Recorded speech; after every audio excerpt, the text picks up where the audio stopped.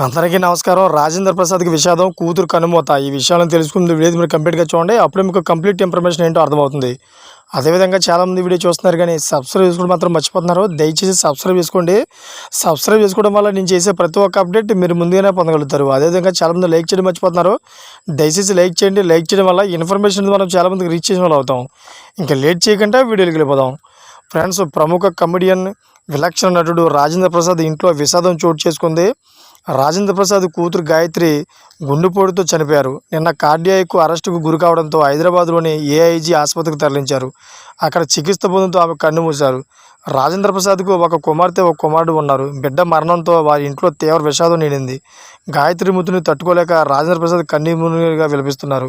అయితే ఈ విషయం తెలుసుకున్న సినీ ప్రముఖులు, చాలా పెద్ద పెద్ద నాయకులు కూడా దిగ్భ్రాంతికి లోనయ్యారు. అదేవిధంగా భౌతికానికి నివాళులు అర్పించడానికి చాలా ప్రముఖులు కూడా ఆయన ఇంటికి అయితే బయలుదేరారు. అంతేకాకుండా సీఎం రేవంత్ రెడ్డి కూడా నివాళులు అర్పించారు. రాజేంద్ర ప్రసాద్కి సానుభూతి తెలుపుతూ ధైర్యంగా ఉండాలని చెప్పడం జరిగింది.